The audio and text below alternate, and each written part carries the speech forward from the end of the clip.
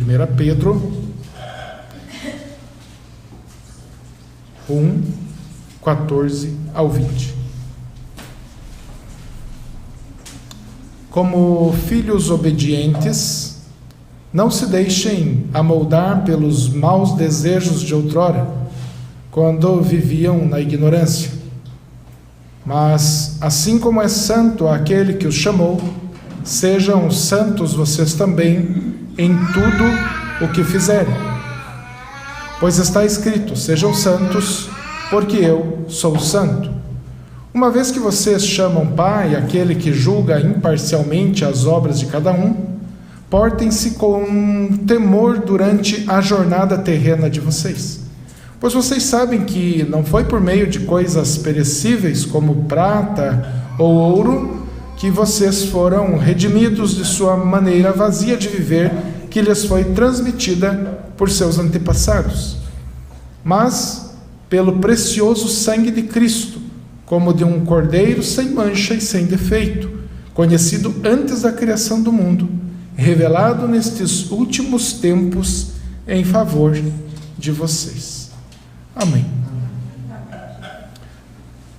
Palavra que o Senhor vai nos ensinar algo a respeito da nossa vida presente, nossa vida no Senhor, mas que aponta claramente para a cruz de Cristo. Aponta para Cristo. Essa palavra nos mostra Cristo como Senhor e Salvador da nossa vida. Para que nós possamos compreender melhor o contexto desta palavra, logo nos primeiros versículos, Pedro ele explica para quem ele está direcionando esta palavra. Ele está dizendo que é para os eleitos de Deus, peregrinos dispersos no Ponto, na Galácia, Capadócia e na província da Ásia e Bitínia. Na verdade, irmãos, entendamos que ele está falando conosco. A palavra de Deus é para os eleitos, para os santos, No versículo 2 ele diz: escolhidos de acordo com o pré-conhecimento de Deus Pai, pela obra santificadora do Espírito Santo, E no versículo 4, aí vai ficar algo muito firme para nós também, dentro do que eu vou falar para vocês hoje. No versículo 4 ele diz assim: para uma herança que jamais poderá perecer, ou seja, Deus nos escolheu, nos redimiu para uma herança que jamais poderá perecer, macular-se ou perder o seu valor. Herança guardada nos céus para vocês, que mediante a fé são protegidos pelo poder de Deus até chegar à salvação, prestes a ser revelada no último tempo. Veja que logo no início, na introdução da carta, Pedro ele deixa bem claro para quem ele está falando para a igreja, para nós, e ele está dizendo que esta aliança, essa nova aliança feita através do sangue de Jesus Cristo, ela é imperecível, ela jamais vai se acabar, jamais vai se extinguir. Uma vez que Deus fez uma aliança com o seu povo, essa aliança está feita e ela é incontaminável, ela não vai se acabar. Então está aqui a garantia de que uma vez que o Senhor nos chamou para a salvação, uma vez que o Senhor transformou a nossa vida e nós cremos no Senhor Jesus Cristo e nós o adoramos, jamais nós perderemos o dom gratuito de Deus, esse dom que chama-se salvação. Então a nossa salvação ela é de graça, então Deus nos deu, por isso jamais nós vamos perder. E veja bem, irmãos, quem é que guarda a aliança? É o próprio Deus. Por isso que essa aliança não se desfaz. Se Deus deixasse nas nossas mãos essa aliança, esse pacto, nós teríamos falhado. Porém, nós estamos diante de um Deus que não falha. Então o que Deus prometeu para nós vai se cumprir, porque Ele mesmo cuida para que seu propósito, a sua determinação seja cumprida. Então agora eu vou para esses versículos que nós lemos, para que nós possamos compreender melhor o que Pedro vai dizer para a igreja. Então ele fala no versículo 14, nós acabamos de ler, como filhos obedientes. Então ele está falando para você que é um filho de Deus, pois todos aqueles que creram no Senhor, Deus deu-lhes o poder de serem feitos filhos de Deus. Tá? Você não é tão somente um amigo de Deus, você é amigo de Deus sim. Você é uma pessoa que conversa com Deus, você louva a Deus, mas você é um filho de Deus. Então ele vai dizer assim: não se deixem amoldar pelos maus desejos de outrora, quando viviam na ignorância. Existia um tempo, irmãos, que nós vivemos na ignorância. O que é ignorância? Ignorância é falta de conhecimento de alguma coisa. E nós vivíamos na ignorância porque nós não conhecíamos Deus. Deus não tinha ainda nos chamado, Deus não tinha ainda mudado a nossa vida. Então nós éramos ignorantes quanto à sua palavra e, claro, quanto ao conhecimento desse Deus que é tão maravilhoso, tão poderoso, esse Deus digno, absoluto, um Deus de amor, um Deus de graça, um Deus misericordioso, um Deus que nós não cansamos de falar as suas qualidades, e poderíamos ficar falando aqui pelo resto dessa noite sobre as qualidades desse Deus tão lindo, tão maravilhoso. E nós gostamos muito disso, irmãos, porque nós nos sentimos amados por esse Deus. É claro que nós não demos razão para isso, Ele nos amou porque Ele resolveu nos amar, para a sua própria glória. Então, Ele está dizendo para nós não nos deixarmos amoldar, como nós éramos do passado, sem conhecimento de Deus, nós vivíamos para nós mesmos. Quando Ele fala para não se amoldar, é não tomar o molde, a forma do passado. Veja bem, como você vivia antigamente, como você era, um passado onde você pensava em você mesmo, onde a impureza dominava você, onde o pecado dominava você, onde Satanás dominava você, você não vivia para Deus. A preguiça dominava você, você não se interessava pelas coisas de Deus, enfim, tudo que possa existir de ruim era o teu dono, Você era servo dessas coisas, servo do pecado, servo de Satanás, inimigo de Deus, era algo muito terrível. Então agora ele lembra que você é filho de Deus. Ele está falando para a igreja que estava dispersa, e esse povo precisava da palavra de Deus para que eles aprendessem como viver agora daqui para frente. E ele está dizendo então, passou o tempo em que vocês eram no mundo, o tempo em que vocês viviam para vocês passou. Não se amoldem como vocês eram no passado. Agora vocês têm um Senhor. Então ele vai dar sequência no versículo 15: mas assim como é santo aquele que os chamou, sejam santos vocês também em tudo o que fizerem, pois está escrito: sejam santos porque eu sou santo. A ordem do Senhor, o ensinamento do Senhor é para que nós sejamos santos. O que é ser santo, Não pense, irmão, que alguém vai transformar você numa estátua de gesso e pôr você na parede. Isso não é santo, isso é uma estátua, Santo é algo separado para Deus. Santo é algo reservado para Deus. Veja que muitas vezes que o apóstolo Paulo escreveu para a igreja, ele chamou a igreja de santo. Aos santos que estão em tal lugar. Um dia eu já expliquei sobre isso para vocês, mas não se assuste se de repente alguém falar para vocês santos, aí do bairro Ouro Verde, da região do Porto Meira, você, irmãos, isso não significa que você é perfeito. Pedro aqui não está falando que nós devemos atingir a perfeição, mas ele está dizendo para nós vivermos como pessoas separadas desse mundo. Isso significa viver para Deus. Isso significa honrar a Deus com a nossa vida. Ele não está dizendo para nós honrarmos a nós mesmos.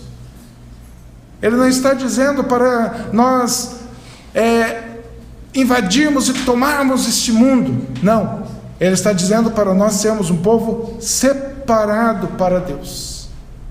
Porque assim como é santo aquele que chamou você, então você deve ser santo também. E isso não é fácil. Pedro nem escreveu aqui que seria fácil. Isso é uma tarefa difícil para nós. Nós vivemos num mundo onde o pecado nos rodeia de muito perto, muito próximo. Você é tentado por várias coisas, várias situações tentam você.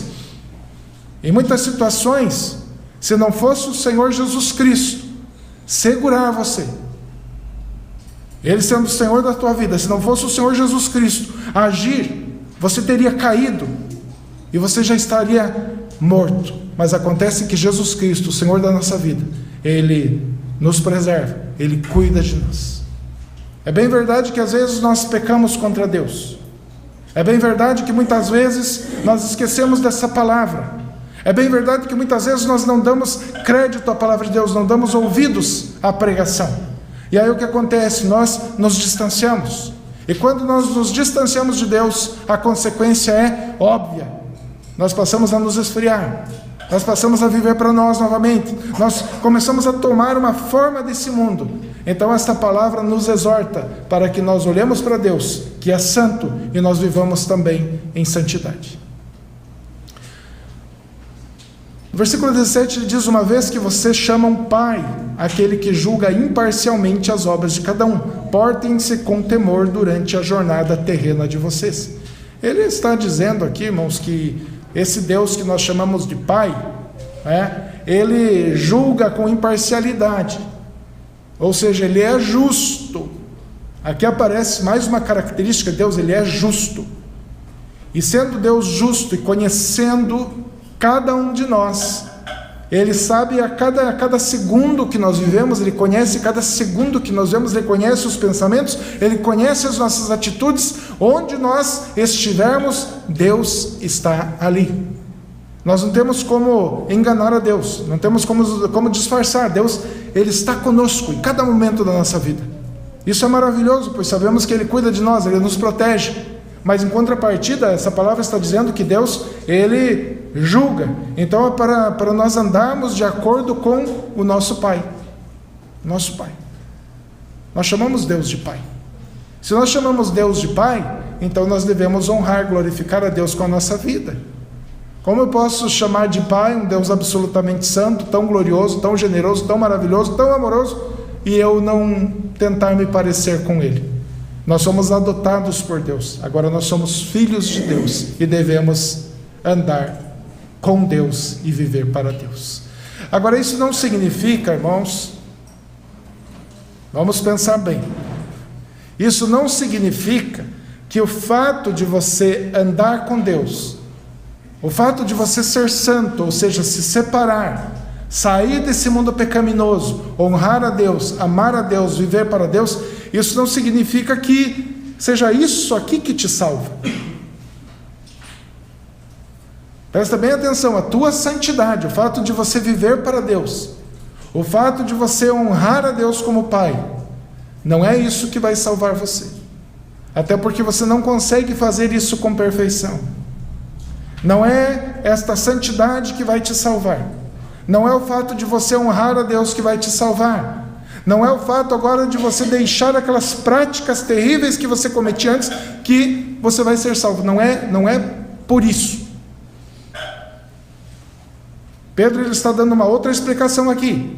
Ele está dizendo que você deve fazer essas coisas, que você deve se santificar, que você deve deixar o pecado de lado, os pensamentos impuros, a vida impura, deixar a mentira de lado. Mas ele está dizendo que você deve fazer isso para honrar ao teu Pai, o Senhor que você chama de Pai, o nosso Deus, o nosso Senhor. Ele está dizendo que você deve fazer isso porque agora você é um cristão. Você não faz o que está escrito aqui, ou seja, você não é santo para você ser salvo. Você é salvo, por isso você é santo. Foi o Senhor que te santificou. Foi o Senhor que derramou o sangue para santificar você. O Espírito Santo de Deus foi derramado sobre a igreja do Senhor para santificar a igreja. Então essa obra de santificação, primeiramente, ela é de Deus. E quando nós desejamos essa vida, quando nós desejamos viver para Deus, quando nós desejamos nos separar desse mundo, é porque o Espírito Santo habita em nós. Irmãos, você pode chegar para alguém que esteja nesse mundo, alguém que não faça parte da igreja, e olhar para essa pessoa e falar: escuta, você a partir de agora precisa ser santo. Primeiro que essa pessoa vai estranhar você.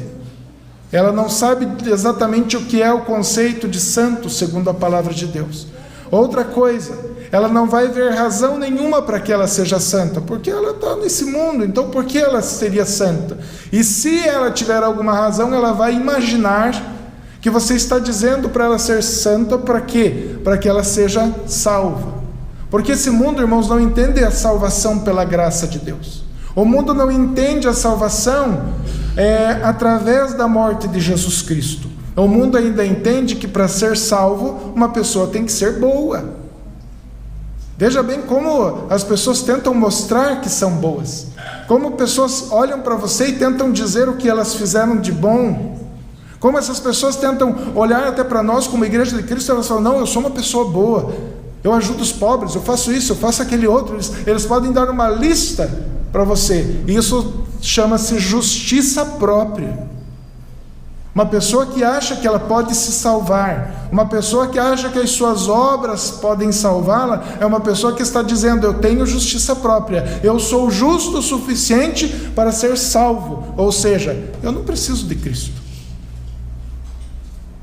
Indiretamente ou diretamente, como vocês queiram entender, essa pessoa está dizendo, eu não preciso da cruz de Cristo, eu sou uma pessoa boa. Então não convém você tentar explicar para as pessoas do mundo que elas devem ser santas, porque elas não sabem para quem, por quê e qual o motivo disso. Agora, nós que somos igreja, por isso Pedro aí começa essa carta falando para a igreja, falando para o povo.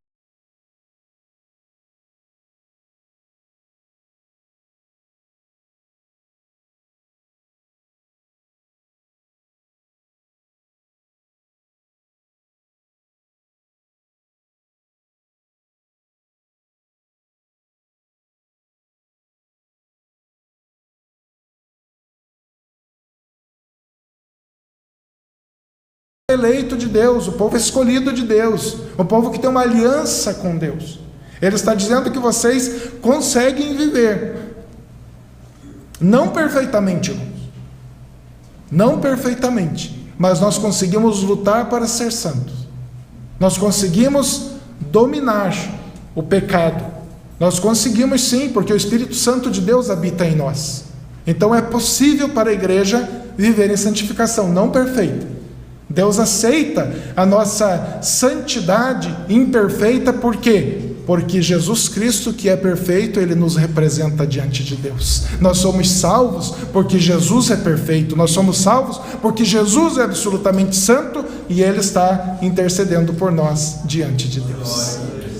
Deus não olha para você para te salvar, não. Deus olha para o Filho dele. E se teu nome estiver escrito no livro da vida, você é salvo. E o teu nome está escrito no livro da vida se você realmente crê em Jesus Cristo. Pastor, mas como assim? Pela fé. Por meio da fé nós somos salvos. Mas o meu nome não está escrito no livro da vida antes da fundação do mundo? Sim. A prova disso é que você creu em Jesus Cristo como Senhor e Salvador da tua vida. Irmão, se tiver alguém que não tem o nome escrito no livro da vida, antes da fundação do mundo, essa pessoa ela pode ouvir o Evangelho, ela pode andar por aí, ela pode voltar, ouvir de novo, ler a Bíblia, e ela não vai ser salva. A salvação vem de Deus, a salvação vem do Senhor e não do homem. Então entenda essa primeira parte aqui. Você deve viver em santidade, porque Deus é santo. Você deve viver em santidade para honrar aquele que você chama de Pai. Você é um filho de Deus, então você deve viver para Deus. E isso, irmãos, quando a gente vai analisar, isso deve ser prazeroso para a igreja do Senhor. Não deve ser um peso para você. O fato de você não desejar as coisas desse mundo deve ser algo que alegra o teu coração. Porque quando você deixa de desejar as coisas desse mundo, quando você deixa o pecado de lado, quando você deixa de olhar para aquilo que é impuro, quando você deixa de pensar, de uma forma impura, o que você está fazendo? Você está servindo ao teu Deus, você está honrando a Deus, você está fazendo a vontade daquele que te salvou. E isso deve encher o teu coração de alegria. Você não está fazendo essas coisas agora com medo de ir para o inferno. Você não está fazendo essas coisas porque você está tremendo de medo de você deitar na tua cama e de repente você morrer durante o sono e de repente você acorda no inferno. Não, você está fazendo essas coisas porque você ama a Deus, você vive para Deus, você serve a Deus. Você entendeu que Jesus Cristo morreu na cruz por tua culpa. Ele morreu na cruz porque você pecou contra Deus, e Ele foi lá e recebeu a ira de Deus que estava reservada para você, pecador. Então o que acontece? Você está livre da ira vindoura por causa do sacrifício de Cristo. E por causa disso, você deve viver em santificação, em santidade, para honrar Jesus Cristo. Nós temos que pensar assim: todas as vezes que nós cometemos um pecado, pecado é infringir as normas de Deus. Por exemplo, Deus fala, não roube. Quando uma pessoa rouba, ela comete pecado. Deus fala, não cobice. O que é cobiçar? Cobiçar é desejar aquilo que é do outro. Então, quando você cobiça, você está pecando contra Deus. A palavra de Deus fala, não mintais. Quando você mente, você está cometendo um pecado contra Deus. Então, por causa desses pecados, irmãos, qualquer tipo de pecado, Jesus Cristo morreu na cruz. Veja bem, então nós, por nossa causa, por causa dos nossos pecados, o Senhor da glória foi crucificado e morto. Isso nos deveria levar a pensar que eu não devo mais pecar, que o pecado é algo terrível, o pecado é contra Deus, o pecado é contra o nosso Senhor Jesus Cristo, que é absolutamente santo. Então, quando nós buscamos essa santificação, não é para que nós sejamos salvos, mas sim porque nós já fomos salvos e nós queremos honrar ao nosso Senhor e Salvador Jesus Cristo. É assim. Então honre o Senhor, viva para Ele. Os homens, honrem a Deus; mulheres, honrem a Deus; jovens, honrem a Deus com a vida de vocês. O versículo 18 eu deixei um pouquinho separado porque ele vai dar uma informação interessante. Ele vai dizer assim: pois vocês sabem que não foi por meio de coisas perecíveis, como prata ou ouro, que vocês foram redimidos de sua maneira vazia de viver, que lhes foi transmitida por seus antepassados. Olha o que Pedro está dizendo. Ele está dizendo que vocês foram comprados, foram resgatados, não a preço de ouro ou prata. Ele está dizendo que isso não tem valor. Ouro e prata não tem valor. Isso não é riqueza verdadeira. Na verdade, vocês foram resgatados um outro preço, nós já vamos chegar lá. Mas está dizendo que nós somos resgatados de uma forma terrível, porque nossos antepassados nos ensinaram as coisas erradas. Ele está dizendo que nós tínhamos uma vida errada porque os nossos antepassados viveram de forma errada. Uma das formas erradas, você sabe muito bem o que é. A forma de religião, a forma de você compreender a Deus era errado. Pensa bem, depois que você aprendeu a palavra de Deus, agora você honra o Deus verdadeiro, um Deus vivo, um Deus santo, um Deus criador de todas as coisas. Você aprendeu de forma errada a salvação. Você tinha aprendido que a salvação era pelas obras. Você até cria em Jesus, você até achava bonito os filmes de Jesus, mas você não tinha compreendido a salvação. Você não tinha entendido que você era o culpado da morte de Jesus Cristo, e que Ele amou você, e que Ele morreu por você na cruz. Talvez você recebeu dos teus antepassados uma herança terrível.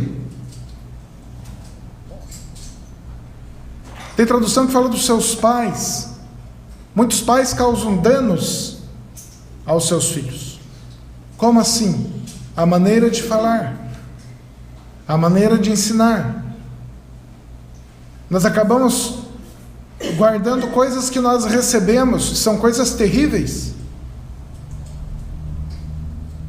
Às vezes uma surra mal dada, né? Você não fez nada, você não era culpado, e de repente teu pai, sem ter muita compreensão, sem conhecer o amor de Cristo como você conhece hoje, bateu muito em você, feriu você. Não feriu só o teu corpo, mas feriu a tua alma. Talvez você tenha ouvido palavras terríveis. Dizem que as palavras têm poder, irmãos. A palavra do homem não tem poder. A palavra de Deus tem poder. Agora, a palavra do homem, ela pode ferir sim alguém. Alguém pode ter chamado você, xingado você com palavrões terríveis. Um homem, por exemplo, que estava crescendo lá na sua infância, na sua adolescência, ele deixou de realizar algum trabalho que seu pai pediu, seu pai falou para ele: você é um vagabundo, você não presta, você não vale nada. E aquilo foi guardado no coração. São coisas que vieram dos nossos antepassados. As meninas foram talvez exigidas de uma forma terrível. Talvez perdeu parte da infância, às vezes até porque a família era grande, precisava ajudar os pais, mas a maneira com que era cobrado, a maneira com que você foi cobrado pode ter sido muito agressiva. Surras, maltratos, às vezes coisas piores que não convém a gente nem falar aqui diante da igreja. Então, irmãos, o que nós herdamos pode ter sido coisas ruins, é isso que o apóstolo Pedro está falando, coisas que foram herdadas dos antepassados. E aí, como você se curar disso? Como você se livrar disso? A palavra de Deus nos ensina que Jesus levou sobre si as nossas enfermidades. Isso refere-se principalmente à nossa alma, ao nosso ser mais profundo, onde nós, seres humanos, não conseguimos tocar, não conseguimos enxergar, mas o Senhor, o nosso Deus, que conhece o profundo e o escondido, que conhece a nossa alma, Ele vai lá e arranca todo esse mal, Ele tira isso do coração de uma pessoa. Sabe, irmãos, coisas ruins devem ficar para trás. Aquilo que nós vivemos de uma forma terrível deve ficar para trás. Você não tem que ficar hoje culpando os teus antepassados, culpando teus pais, ou você se culpando talvez porque na época que você não conhecia Jesus, você errou contra os teus filhos também. A cura para a nossa alma, a cura para a nossa vida, está justamente no fato de nós compreendermos que Jesus Cristo levou sobre si os nossos pecados, Ele levou sobre si a maldição. A partir do momento que você crê em Jesus Cristo, todo esse mal, toda a má compreensão, todo aquele sofrimento, isso é tirado de você. Isso não significa que é uma amnésia, que agora você esqueceu, não, você pode lembrar dessas coisas, mas agora você tem Jesus Cristo como Senhor. Agora essas coisas não são o Senhor da tua vida, essas coisas não podem entristecer mais você, essas coisas não podem mais dominar você, a ponto de você dizer: eu não tenho sucesso na minha vida, eu não consigo trabalhar, eu não consigo estudar, eu não consigo fazer nada, porque eu fui ferido, eu tive uma vida terrível. Irmãos, eu digo para vocês, a partir do momento que você entende a cruz de Cristo, você precisa entender que as coisas velhas ficaram para trás, você é uma nova criatura, você nasceu de novo em Jesus Cristo. Nós não podemos ficar nos martirizando, nós não podemos ficar nos entristecendo e cultivando essas coisas ruins que nós recebemos no passado. A cura para tudo isso é Jesus Cristo, é o Senhor da nossa vida, é aquele que estende a mão para a sua igreja e diz: vinde a mim, vocês que estão cansados e oprimidos, e eu vos aliviarei. Quem vos aliviará? Eu, Jesus Cristo. Ele deve ser exaltado, Ele deve ser honrado. Sabe, irmãos, aprendam a perdoar. Quando vier o mal tentar se aproximar de vocês, quando a depressão, a tristeza, a angústia, os problemas do passado tentarem te alcançar, clame por Jesus, ore para Jesus, olhe para a cruz, olhe para o teu Salvador. Ele é poderoso para fazer de você uma nova pessoa.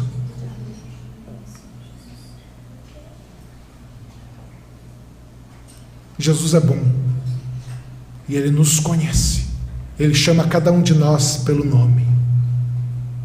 Ele sabe onde Ele precisa mexer. Ele sabe onde precisa curar. Ele sabe como tratar você. Ele sabe muito bem. E uma coisa é certa, irmãos. Ainda nessa vida, nós vamos passar por situações difíceis. Ainda nessa vida nós podemos ainda ser humilhados. Ainda nessa vida nós podemos ouvir palavras terríveis. Ainda nessa vida nós podemos ouvir coisas duras. Mas acontece que o que nos espera, acontece que o que está preparado para nós é algo muito acima de qualquer sofrimento, de qualquer dor, de qualquer tristeza, porque o que nos espera é uma vida eterna do lado de Jesus Cristo, vivendo com Cristo, no amor sem igual.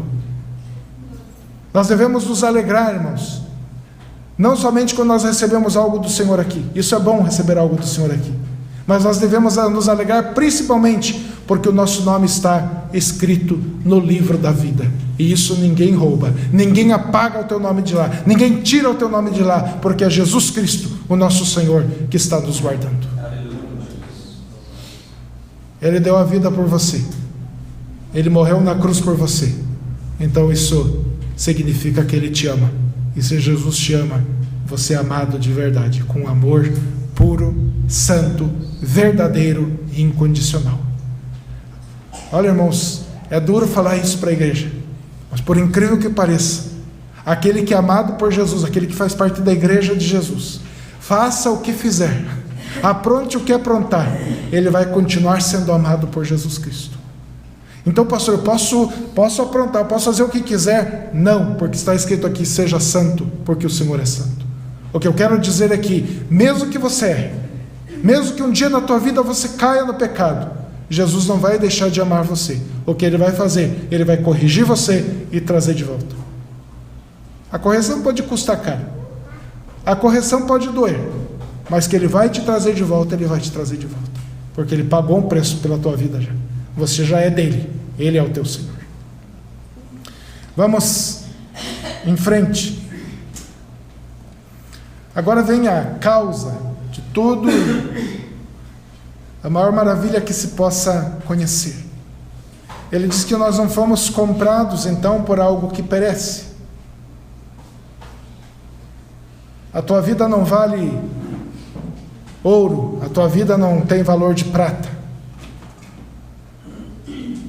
Você custou o sangue de Jesus Cristo. Você foi comprado pelo sangue de Jesus Cristo. O ouro, alguém pode roubar. A prata pode se corroer. Porém, o sangue de Jesus Cristo, ele é válido como sacrifício eterno. Ele deu a sua vida. Ele fez a expiação de uma vez por todas. Jesus Cristo, ele é eterno. Então, o sacrifício dele é eterno. A cruz de Cristo, ali, o que Ele fez na cruz é eterno, é para sempre. Nunca ninguém vai conseguir extinguir o sacrifício que Jesus Cristo fez pela igreja. É por isso que nós somos salvos. Olha o que Pedro vai dizer. Nós não fomos comprados por coisas que perecem, mas lá no versículo 19, mas pelo precioso sangue de Cristo, como de um cordeiro sem mancha e sem defeito, conhecido antes da criação do mundo e revelado nesses últimos tempos em favor de vocês. Jesus Cristo conhecido antes dos tempos, Ele é eterno. Jesus Cristo foi revelado nas Escrituras, de várias maneiras, de várias formas. E Jesus Cristo se revela a nós como o Cordeiro Santo que tira o pecado do mundo. Jesus Cristo se revela a nós como aquele que nos ama verdadeiramente. Ele se revela a nós como o verdadeiro Filho de Deus.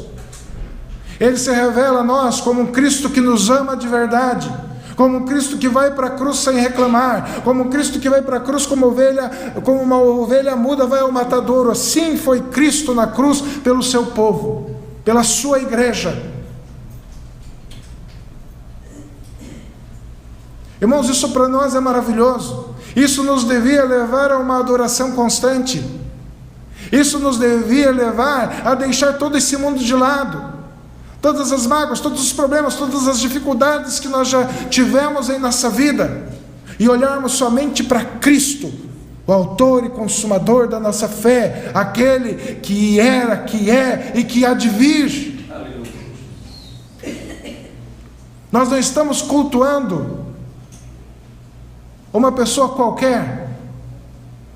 Nós não nos reunimos num lugar como esse para ficar louvando ao vento.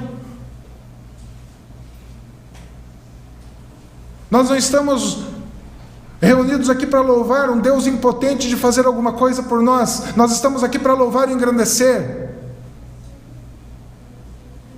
o Filho de Deus, chamado Jesus Cristo, que morreu numa cruz por nós e que nos dá a vida eterna, que nos comprou com seu sangue precioso. Pedro chama aqui o sangue de Jesus Cristo de precioso. Por quê? Porque o sangue de Jesus Cristo é limpo, sem mancha, sem pecado. É aí que está a nossa salvação. Não é na tua santidade, não é naquilo que você faz. Tem gente que acha que vai ser mais salvo porque ele trabalha mais para a igreja, porque ele evangeliza mais, porque ele prega mais. Não, isso não tem nada a ver com a salvação. A salvação foi comprada. A salvação é gratuita hoje para nós. Jesus já pagou o preço. Você é justificado pelo sangue de Jesus. Deus já bateu o martelo, Deus já disse: você está justificado. Agora, pois, somos justificados pela fé em Jesus Cristo. Pela graça sois salvos, por meio da fé. Isso não vem de vós, é dom de Deus, é dom gratuito de Deus.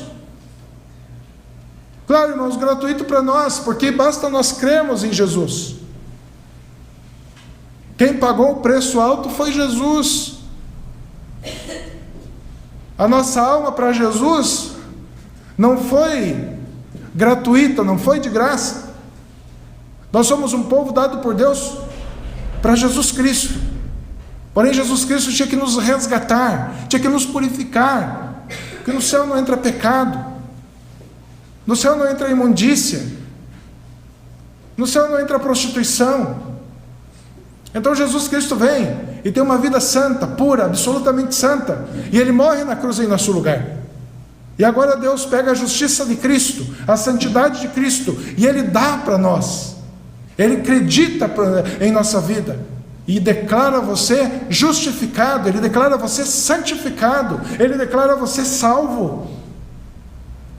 Entenda o Evangelho. Isso não vem de vós, é dom de Deus, é dom gratuito de Deus. É uma afronta alguém achar que vai pelas suas forças para o céu. É uma afronta a Deus alguém achar que pela sua santidade, pelas suas obras, vai herdar o reino dos céus. Você não dá nenhum galinho seco, nem uma folhinha seca pela tua salvação. Nós entramos com uma vida pecaminosa, com uma vida suja, e Deus nos santifica e nos purifica através do sangue de Jesus Cristo, para que nós tenhamos a vida eterna com Ele. Saiba disso. Você foi comprado, não por algo perecível, mas pelo sangue de Jesus Cristo. Este sangue precioso que te dá a vida eterna. Amém? Vamos ficar em pé.